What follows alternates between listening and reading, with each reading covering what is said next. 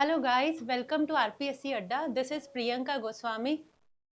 आज हम कम्युनिकेशन के बारे में पढ़ेंगे। कुछ कॉन्सेप्ट लेके आई हूँ जो आपके साथ डिस्कस करेंगे। लेकिन इससे पहले आप हमारे व्हाट्सएप चैनल पर जुड़ सकते हैं। उसके अंदर आपको 24/7 आप आराम से अपने डाउट सॉल्व कर सकते हैं। चैट ओपन रखी जाती है। इसके साथ ही हमारी सर्वश्रेष्ठ फैकल्टी टीम है जो कि यहाँ पर पूरी गाइडेंस देती है आपको। इसके साथ ही आप हमारे रिजल्ट्स देख सकते हैं। UGC net commerce and management में एमपीपीएससी के रिजल्ट्स देख सकते हैं। टैक्सेशन असिस्टेंट में एमपी एचएसटीएसटी के रिजल्ट्स देख सकते हैं। एमपीए वर्ग कॉमर्स के रिजल्ट्स देख सकते हैं। पूल व्याख्याता आरपीएससी के रिजल्ट्स देख सकते हैं।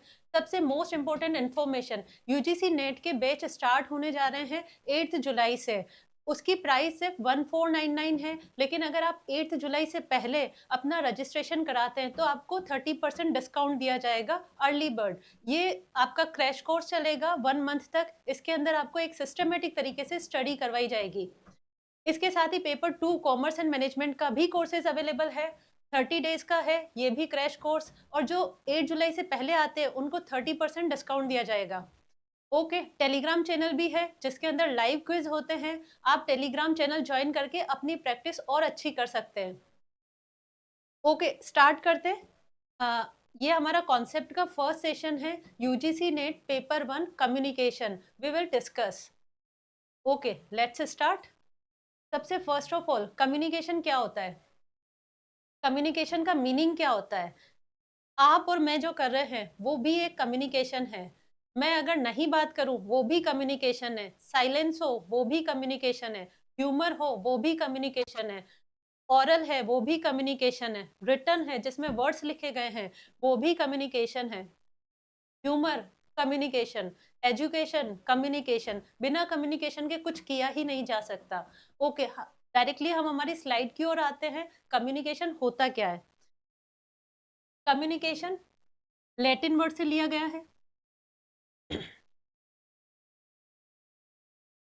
कम्युनिस और कम्युनिकेयर, ये क्वेश्चन आया था पीवाईक्यू में। कम्युनिकेशन किस वर्ड से लिया गया है? लैटिन वर्ड से लिया गया है। कम्युनिस और कम्युनिकेयर, इसका मतलब होता है टू मेक कॉमन। जैसे आपके और मेरे बीच में क्या कॉमन है? UGC NET paper 1 communication unit. उसी तरीके से कुछ ना कुछ कॉमन होना जरूरी होता है। तो कम्युनिकेशन का मतलब होता है टू मेक कॉमन। कम्युनिस्ट या कम्युनिकेयर वर्ड से लिया जाता है। ओके, कम्युनिकेशन होता क्या है? अगर एक पर्सन ए है और दूसरा बी है, अगर ए को अपनी बात बी तक पहुंचानी है, कम्युनिकेशन, लेकिन बी उसका रिप्लाई नहीं देता है, तो वो इफेक्टिव कम्युनिकेशन नहीं होता है। लेकिन अगर ए अपनी बात बी तक पहुंचाता है, बी वापस से रिवर्ट करता है या रिप्लाई देता है या आप बोल सकते हो फीडबैक देता है, तो this is called effective communication. दोनों आपस में क्या कर रहे हैं?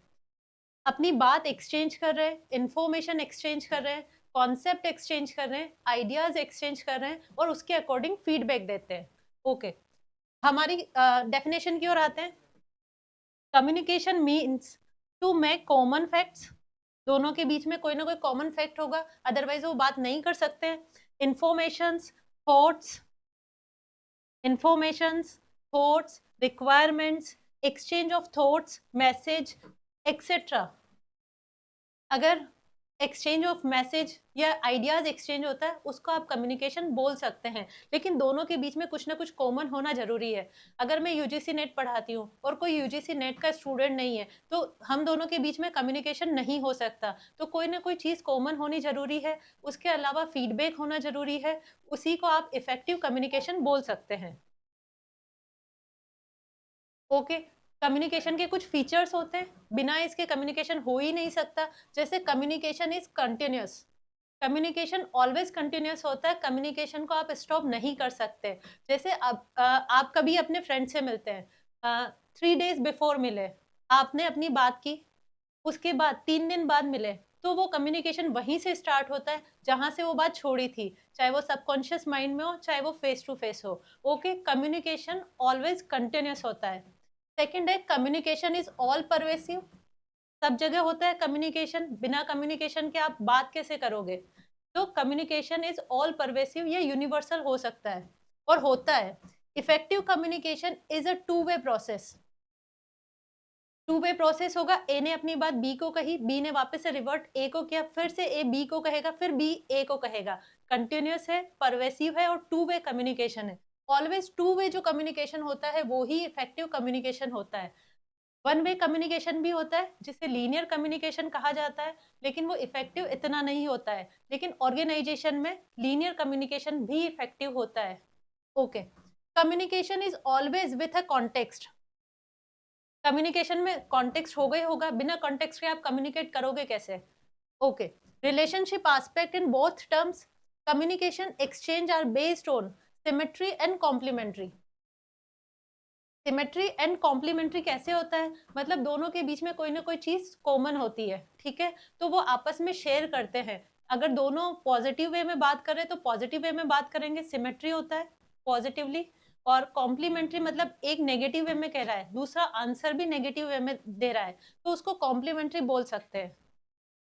कम्युनिकेशन कंटिन्यूस होता है, परवेसिव होता है, two way communication always effective होता है जिसके अंदर फीडबैक आता है।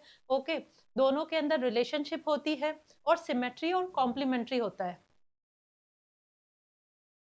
ओके, इनमें कॉमन लैंग्वेज होगी। अगर मैं इंग्लिश में बात करूं और आप लोग साउथ वाले स्टूडेंट है वो तो इंग्लिश में समझ जाएंगे, बाकी अगर दूसरे स्टूडेंट है जिनको इंग्लिश नहीं आती तो वो नहीं समझ पाएंगे, ठीक है। तो कम्युनिकेशन में कॉमन लैंग्वेज होना जरूरी है, अदरवाइज आप बात समझ नहीं सकते, आंसर दे नहीं सकते, वो इफेक्टिव कम्युनिकेशन नहीं होता है। Meeting of mind is necessary. अगर मैं आज मिलना चाहती हूँ और सामने वाला भी आज मिलना चाहता है, दोनों का मीटिंग ऑफ माइंड एक होना चाहिए, तो कम्युनिकेशन इफेक्टिव होता है। मेन फीचर होता है इसका meeting of mind is necessary. Next है the message must have substance, यानी उस मैसेज के अंदर कुछ ना कुछ होना चाहिए देने के लिए, कुछ ना कुछ आउटपुट निकलना चाहिए उस मैसेज को देने का। Okay, communication can also be conducted through gestures, यानी कम्युनिकेशन जो है नॉन वर्बल कम्युनिकेशन भी हो सकता है, आपकी बॉडी लैंग्वेज, पोस्चर, जेस्चर के थ्रू आप बात करते हैं। Communication is of different types के हो सकते हैं, oral, written, verbal, non verbal, formal, informal, horizontal, lateral, वो हम सब टाइप्स ऑफ कम्युनिकेशन में पढ़ेंगे। Okay, communication is of different types, ठीक है। Communication always has a context, context होगा ही, बिना कॉन्टेक्स्ट के हम कम्युनिकेट नहीं कर सकते। इफेक्टिव कम्युनिकेशन, इसके ऊपर सबसे ज्यादा क्वेश्चन पूछा जाता है, एनटीए सबसे ज्यादा क्वेश्चन पूछता है इफेक्टिव कम्युनिकेशन क्या होता है। ओके, स्टार्टिंग में मैंने बताया, फिर से बताती हूँ। Effective communication is about more than just exchange information, about understanding the emotion, intention behind the information। इसका मतलब ए अगर कोई बात कहना चाहता है बी को, ए ने जो बात कही है, जिस वे में बात कही है, जिस इमोशन में बात कही है, सेम उसी इमोशन उसी वे को अगर बी अंडरस्टैंड करता है तो वो इफेक्टिव है। लेकिन अगर ए ने पॉजिटिवली बात कही है, अच्छे से बात कही है, बी उसको नेगेटिव वे में लेता है, तो वो इनइफेक्टिव कम्युनिकेशन होता है। तो इफेक्टिव कम्युनिकेशन क्या होता है, और आजकल मिसअंडरस्टैंडिंग बहुत ज्यादा होती है, वो इनइफेक्टिव कम्युनिकेशन की वजह से होती है। हम कहना क्या चाहते हैं, लोग समझते क्या है, ठीक है। तो हम जिस वे में जो चीज, जिस इमोशन में कह रहे हैं, सामने वाला उसी वे में उस चीज को उसी इमोशन में समझता है, वो इफेक्टिव कम्युनिकेशन होता है। उसके बाद वो उसी वे में वापस से आंसर करता है, ठीक है। फीडबैक होना जरूरी है, इफेक्टिव कम्युनिकेशन में फीडबैक होना मस्ट होता है, तो उसको इफेक्टिव कम्युनिकेशन बोला जाता है।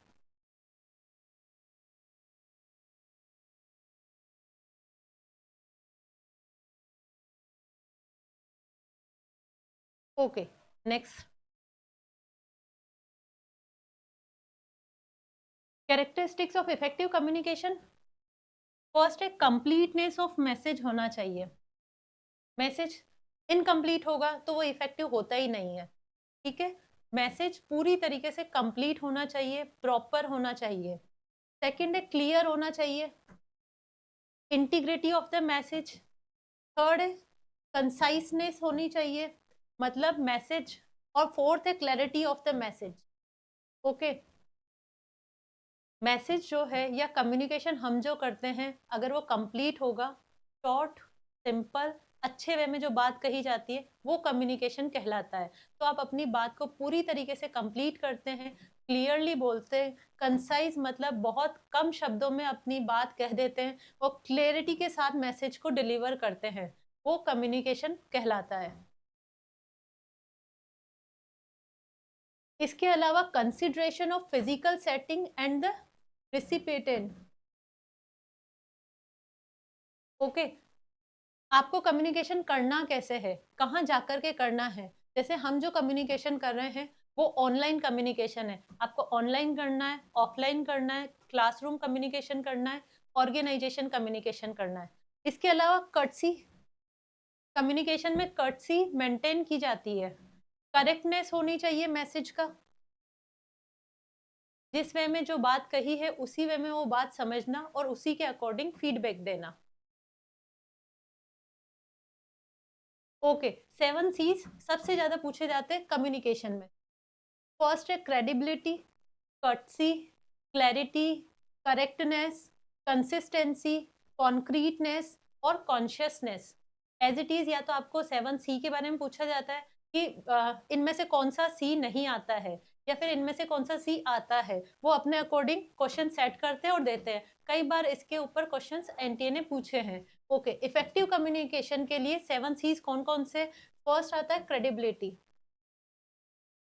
क्रेडिबिलिटी मतलब होता है आप जो अपनी बात कह रहे हैं उसमें मतलब वो क्रेडिबल होनी चाहिए, ट्रस्ट वर्दी बात होनी चाहिए। ऐसे हवा में उड़ती हुई बातें नहीं कर सकते, जैसे लोग करते हैं कि मैं तुम्हारे लिए चांद तारे तोड़ के लाऊंगा, लेकिन इट इज नॉट पॉसिबल। तो क्रेडिबिलिटी होनी चाहिए जिसमें ट्रस्ट बिल्ड हो सके। कटसी होनी चाहिए, कटसी मतलब जो रिलेशनशिप को इम्प्रूव करे, कम्युनिकेशन को और बेटर करे। क्लैरिटी होनी चाहिए, बिना क्लैरिटी के तो कर ही नहीं सकते। जितना क्लियर कम्युनिकेशन होगा उतना फास्टर फीडबैक आता है, तो क्लियर होना चाहिए।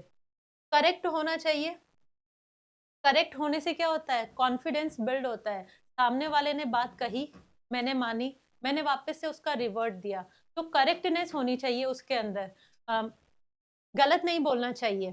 कंसिस्टेंसी होनी चाहिए, होती है कंसिस्टेंसी, क्यों, क्योंकि कम्युनिकेशन इज ऑल परवेसिव होता है, कॉन्टिन्यूस चलता रहता है। आपने जो बात जहाँ खत्म की, आप वो बात वहीं से स्टार्ट करते हैं, चाहे वो अपने कलीग से हो, पेरेंट से हो, फ्रेंड से हो। ओके, तो उसमें कंसिस्टेंसी होती है।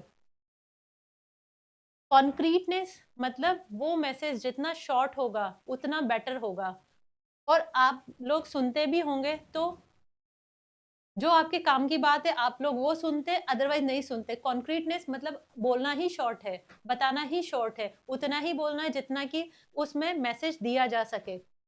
कॉन्शियसनेस होनी चाहिए जिससे टाइम सेव हो। ठीक है, कॉन्शियसली बात करनी है, सब कॉन्शियस बात नहीं करनी है।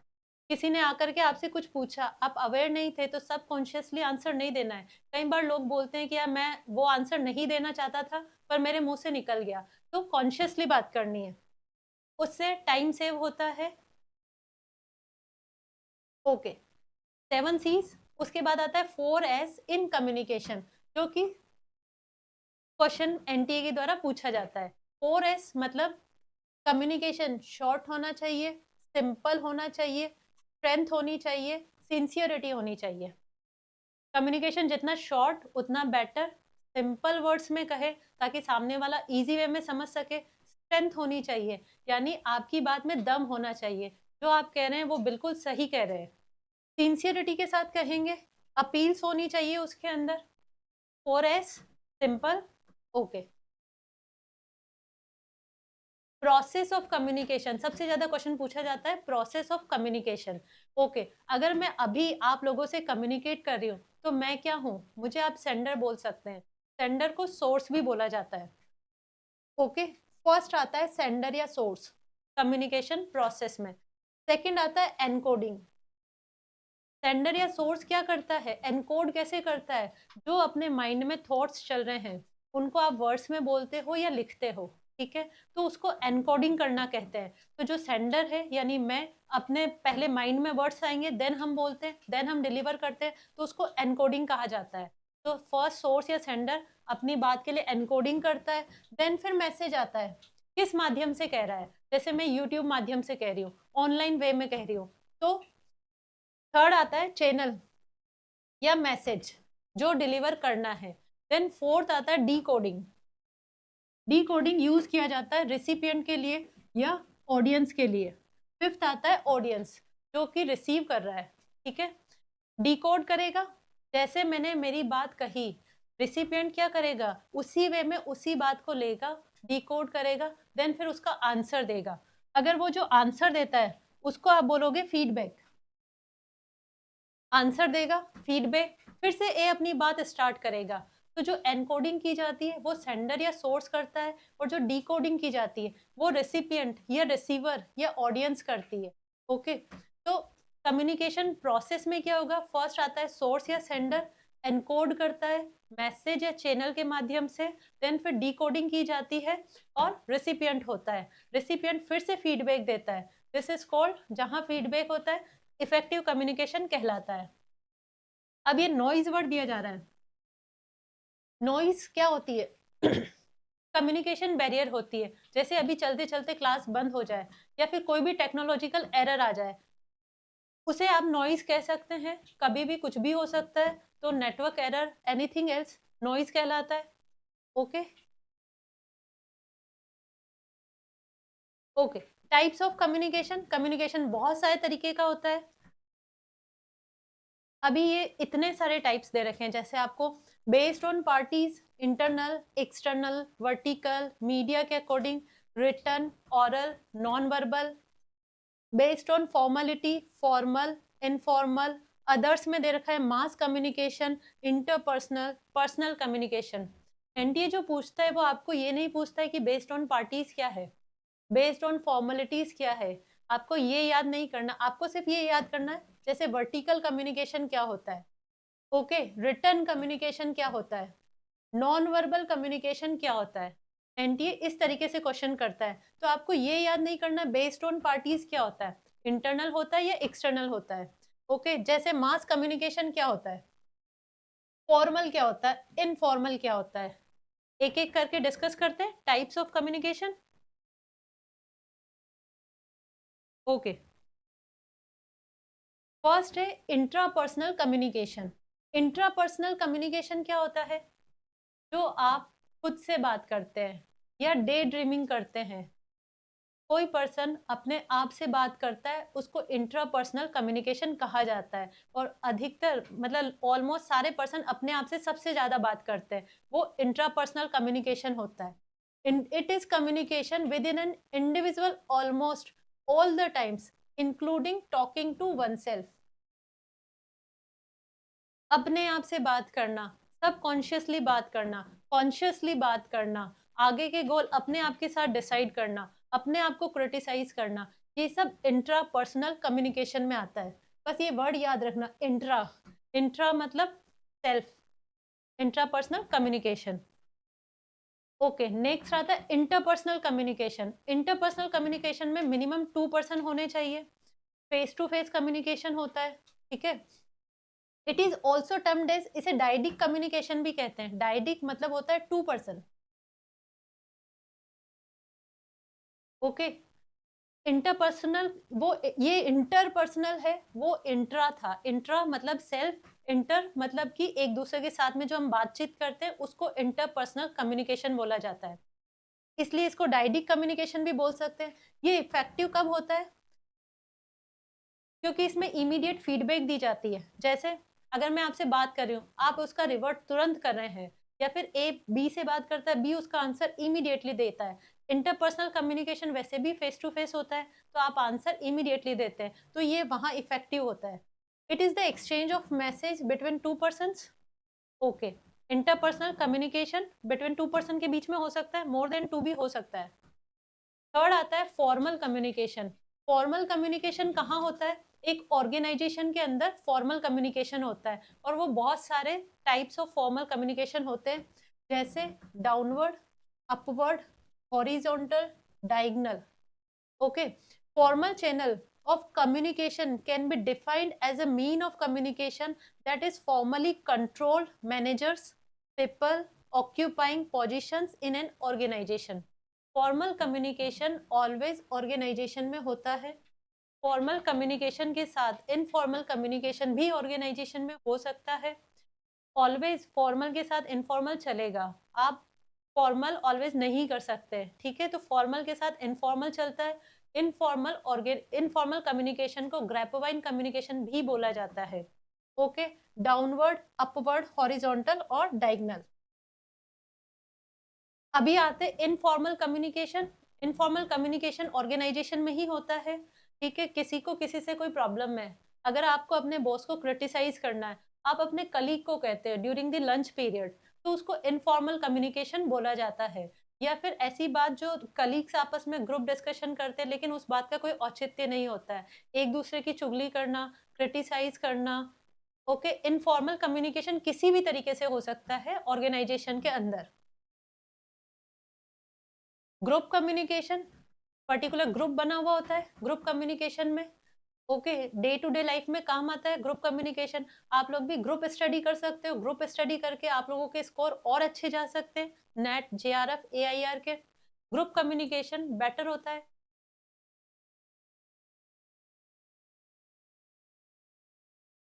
Verbal communication.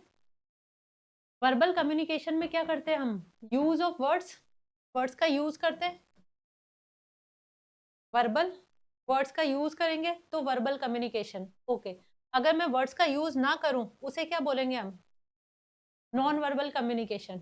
Okay, oral communication verbal communication का एक पार्ट है. इसके अंदर आप वर्ड्स यूज करते हो, स्पीच होता है, लाउड होता है, कहीं भी यूज किया जा सकता है.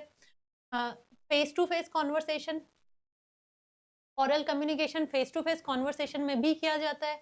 रेडियो पर, स्पीच है, टेलीविजन पर, इंटरनेट पर, सारी जगह किया जा सकता है. ओके, ओरल कम्युनिकेशन, अगर मोदी जी कोई भी अपना स्पीच डिलीवर करते हैं तो उसको ओरल कम्युनिकेशन बोलेंगे आप.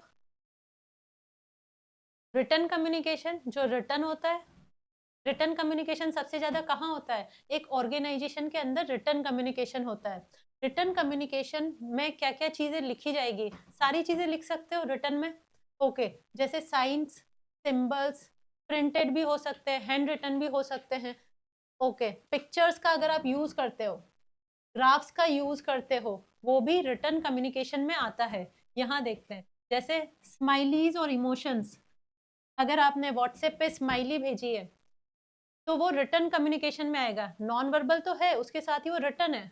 ओके, ऑल्टरनेटिव्स व्यू पॉइंट होते हैं, proof reading, grammar, spelling, guidelines, की मैसेज आप किसी में भी दे सकते हो. Structures, identify relevance, note taking. कहने का मतलब ये है जो भी चीज लिखी हुई है उसको आप रिटन कम्युनिकेशन कहते हो, चाहे वो चीज नॉन वर्बल क्यों ना हो, चाहे वो चीज कोई भी साइन क्यों ना हो, स्माइली क्यों ना हो, उसको आप रिटन कम्युनिकेशन कह सकते हैं. नॉन वर्बल कम्युनिकेशन, सबसे ज्यादा बात किया जाने वाला नॉन वर्बल कम्युनिकेशन. ओके, अगर वेटेज देना चाहे, क्वेश्चन आया था एनटीए में, वर्बल कम्युनिकेशन का ज्यादा वेटेज होता है या नॉन वर्बल कम्युनिकेशन का ज्यादा वेटेज होता है, कौन सा ज्यादा इफेक्टिव होता है? तो non verbal communication is more effective than verbal communication. Okay, और नॉन वर्बल कम्युनिकेशन पर ट्रस्ट कर सकते हैं, वर्बल कम्युनिकेशन पर ट्रस्ट इतना नहीं कर सकते हैं. क्यों नहीं कर सकते? क्योंकि उसके पीछे क्या इमोशंस है, बॉडी पोस्चर, जेस्चर, किस वॉइस में वो बोल रहा है, वो हमें पता नहीं चलता है. Okay, non verbal communication, the communication that takes place between sender and receiver with the sign is known as non-verbal communication. जैसे ये हार्ट वाला दे रही है, थम्स अप है, ओके, विक्ट्री है, बहुत सारे तरीके से देख सकते हैं आप. इसको नॉन वर्बल कम्युनिकेशन बोला जाता है. ऑलवेज वर्बल में नॉन वर्बल इंक्लूड होता है. बिना बॉडी पोस्चर के, जेस्चर के कोई पर्सन कम्युनिकेशन नहीं कर सकता है. मैं भी अभी कर रही हूँ तो उसमें भी नॉन वर्बल कम्युनिकेशन इंक्लूड है. Kinesics communication, kinesics communication, kinesics communication क्या होता है? Body movement. इसको बॉडी मूवमेंट आप कह सकते हो. अगर बॉडी मूवमेंट होता है बॉडी लैंग्वेज यूज की जाती है और बॉडी लैंग्वेज सब में यूज की जाती है। तो जहां पे भी बॉडी मूवमेंट वर्ड है आपको काइनेसिक्स कम्युनिकेशन लगाना है। ओके, नॉन वर्बल फॉर्म में होता है, ये नॉन वर्बल फॉर्म ही होगा। Although it is not the only way to talk with others without words, बिना वर्ड्स के हम बात नहीं कर सकते, लेकिन काइनेसिक्स कम्युनिकेशन अगर आता है तो जिसके अंदर बॉडी मूवमेंट होता है उसको हम काइनेसिक्स कम्युनिकेशन कह सकते हैं। आप देख सकते हैं यहाँ पर ये किसी चीज का इशारा कर रहा है, ये सोच रहा है आगे करना क्या है लाइफ में। ओके, काम डाउन, यस और नो, नॉन वर्बल कम्युनिकेशन है लेकिन काइनेसिक्स कम्युनिकेशन है। इसके बाद आता है हैप्टिक कम्युनिकेशन। हैप्टिक कम्युनिकेशन मतलब टच लैंग्वेज। टच लैंग्वेज यानी कि जैसे ये किसी को आप शाबाशी देते हैं, हैप्टिक्स कम्युनिकेशन, हैंडशेक करते हैं, हग करते हैं, हैप्टिक्स कम्युनिकेशन। टच लैंग्वेज होती है, ये भी नॉन वर्बल में एक टाइप्स होता है, जैसे काइनेसिक्स है वैसे ही हैप्टिक होता है। Touch language, touching the non verbal. Okay, handshake कर रहे हैं वो भी है, बैक स्लैप करना। ओके, नेक्स्ट आता है proxemics communication. Proxemics communication, proxemics मतलब होता है कितना निकट है। जैसे किसी को स्पेस चाहिए, 10 दिन बात नहीं करता है, देन उसके बाद आता है उसका मैसेज कि सॉरी और मुझे बात करनी। प्रॉक्सिमिक्स मतलब कितना कम्युनिकेशन स्पेस चाहिए। ओके, किसी को बहुत कम चाहिए, किसी को बहुत ज्यादा चाहिए। Proxemics is a theory of non verbal communication that explain how people perceive and use space achieve to communication goals. Okay, जैसे ये सब दूर दूर खड़े हैं, अपने अपने वर्क पे जा रहे हैं, ठीक है, ये सब पास पास है, एक टीम की जैसे काम कर रहे हैं, बीच में कोई लीडर है, सारे एम्प्लॉयज है, तो इसको प्रॉक्सिमिक्स कम्युनिकेशन बोला जाता है। मतलब जहां पर स्पेस, जैसे ही स्पेस वर्ड है, यूज ऑफ स्पेस वर्ड है, आपको प्रॉक्सिमिक्स कम्युनिकेशन लगाना है। ओके, क्रोनोमिक्स कम्युनिकेशन यानी कि यूज टाइम, जहां पर टाइम की बात की जाती है, क्रोनोमिक्स कम्युनिकेशन। या जैसे 15 अगस्त या फिर 26 जनवरी या 1947 या आपकी डेट ऑफ बर्थ ले लो, आपका सन ले लो, किसी भी टाइम की बात की जा रही है, क्रोनोमिक्स कम्युनिकेशन कहलाता है। या एनटीए की डेट ले लो, जब आपके एग्जाम है, आपको तब क्लियर करना है, तो वो क्रोनोमिक्स कम्युनिकेशन में जाएगा। पैरा लैंग्वेज, पैरा लैंग्वेज यानी क्या होता है, जैसे मैं बात कर रही हूँ, अभी मेरा वॉल्यूम क्या है, टोन क्या है, पिच क्या है, ठीक है, उसको पैरा लैंग्वेज बोला जाता है। Paralanguage consist of all the activities happening inside our oral activities, जैसे वोकल। ओके, जो हम स्पीक के दौरान जो हम बोलते हैं उस टाइम में हम जो यूज करते हैं, कितनी लाउडनेस होनी चाहिए, कौन सी पिच होनी चाहिए, कौन सी टोन होनी चाहिए, उसको पैरा लैंग्वेज बोला जाता है। पैरालिंग्विस्टिक भी बोल सकते हैं आप उसको। राइम्स, लाउडनेस, टोन, पिच, इन सब का ध्यान रखा जाता है। ह्यूमर, ह्यूमर भी कम्युनिकेशन के टाइप में आता है, बिना ह्यूमर के कम्युनिकेशन नहीं हो सकता है। अगर कोई पर्सन एक ही बात बार बार बोलता है, ठीक है, बिना ह्यूमर के बोलता है, सिर्फ बोलता जाता है, बोलता जाता है, बोलता जाता है, आप लोग बोर हो जाओगे, आपको बिल्कुल मजा नहीं आएगा। तो ह्यूमर होना चाहिए। ये भी बोला जाता है, जैसे एजुकेशन है या पढ़ाते हैं, तो एजुकेशन के साथ एजुटेनमेंट होना चाहिए, यानी एजुकेशन प्लस एंटरटेनमेंट होना चाहिए, उसे आप ह्यूमर बोलते हैं। नेक्स्ट है silence. Silence is powerful tool for communication. अगर आपने किसी से बात की, उसने रिप्लाई नहीं दिया, तो आपको या तो एंगर होगा या आप बहुत खुश हो जाएंगे, या शांति हो गई जिंदगी में कि उसने रिप्लाई नहीं दिया। तो silence is also powerful tool for communication. Silence means आप एक ये समझ सकते हैं कि सामने वाले पर्सन ने कुछ नहीं बोला, इसका मतलब उसने अपनी कंसेंट उस चीज पर दे दी है। Okay, silence often indicates that a person receiving instructions does not understand that action required or something silence indication consent। कुछ भी समझ सकता है सामने वाला, या तो कि वो मेरी बात से सहमत नहीं है या फिर वो मेरी बात से सहमत है। अगर आप साइलेंट है तो सामने वाला अपने अकॉर्डिंग उस चीज को लेता है। पर्सनल अपीयरेंस, वो भी इफेक्ट करती है कम्युनिकेशन में। कैसे करती है? First impression is last impression. तो कोई भी पर्सन जैसे इंटरव्यू देने जाता है या कोई बड़े काम के लिए जाता है, तो उसका जो पर्सनल अपीयरेंस होता है, जो उसकी ड्रेस, ज्वेलरी, एनीथिंग एल्स, वो सब हो सकता है। Appearance also an important non verbal communication होता है। यस, ड्रेस, हेयर्स उसके कैसे हैं, ज्वेलरी क्या है, ओके। तो पर्सनल अपीयरेंस का बहुत फर्क पड़ता है कम्युनिकेशन स्टाइल में। सिंबल्स, सिंबल्स सब यूज करते हैं आज की लाइफ में। व्हाट्सएप पे हो गया, इंस्टा पे हो गया, एफबी पे हो गया, सब पे सिंबल्स, बिना सिंबल्स के तो कोई गुड मॉर्निंग भी नहीं लिखता आजकल। तो सिंबल्स भी ऑल्सो कम्युनिकेशन की एक लैंग्वेज होती है या कम्युनिकेशन में जरूरी होता है। जैसे लोकेशन, घर, आप ये सारे सिंबल्स देख सकते हैं, आपको इन सारे सिंबल्स के बारे में पता होगा। @ क्या है, इंस्टा क्या है, एफबी क्या है, ईमेल क्या है, ओके। विजुअल कम्युनिकेशन जो अभी हो रहा है, visual communication, when communication occurs by means of any visual aids, it is known as visual communication. जैसे विजुअल कम्युनिकेशन के बहुत सारे एग्जांपल हो सकते हैं। अगर पोस्टर्स लगाए गए हैं, विजुअल कम्युनिकेशन, आप उन पोस्टर्स को देख के आपको पता चल जाता है हाँ इलेक्शन आने वाले हैं। आपको ये नहीं पता कौन खड़ा हो रहा है, कौन नहीं खड़ा हो रहा है, लेकिन इलेक्शन के टाइम पे आप पोस्टर्स लगे हुए देखते हैं, आपको पता चल जाता है कौन खड़ा है, कौन नहीं खड़ा है, आपको किसको वोट देना है। विजुअल कम्युनिकेशन, जिसको देखते ही माइंड में थॉट जनरेट होता है। साइंस, जो ट्रैफिक सिग्नल वाले साइंस होते हैं, ठीक है, red signal, green signal, pictures, कोई भी पिक्चर देख के आप बता सकते हैं, कम्युनिकेशन हो सकता है विजुअल कम्युनिकेशन। जैसे ये निशान मैंने लगाया, आप लोगों की एनटीए यूजीसी नेट की तैयारी कैसी चल रही है पेपर 1 की, आप लोग कमेंट में बताना, ठीक है। तो ये वाला सिंबल मैंने लगाया, इससे आपको पता चल जाएगा विजुअल कम्युनिकेशन है। वीडियोस के थ्रू, एम्प्लॉय हैंडबुक्स के थ्रू, जो भी चीजें दिखती है वो सब विजुअल कम्युनिकेशन के अंदर आती है, ओके। तो ये थोड़ा सा कॉन्सेप्ट मैंने समझाया है। इन सारी चीज़ों की मैराथन्स वगैरह भी मैं आगे लूँगी। तो आप जो 8 जुलाई को हम फर्स्ट हैंड बैच, बिल्कुल फ्रेश बैच स्टार्ट कर रहे हैं। यूजीसी नेट पेपर 1 का 8 जुलाई से। ओके, तो मैं चाहती हूँ कि आप सब उसके अंदर आए, अपनी स्टडी बहुत अच्छे तरीके से, सुव्यवस्थित तरीके से स्टडी करें, स्टेप बाय स्टेप पढ़ेंगे और आपका UGC net JRF all India rank का सपना ज़रूर पूरा होगा। All the best all of you. आप प्रिपरेशन करते रहिए, टाइम वेस्ट नहीं कीजिएगा, टाइम वेस्ट करने का भी शायद टाइम है ही नहीं, एग्ज़ाम आने वाले हैं। Okay, thank you so much.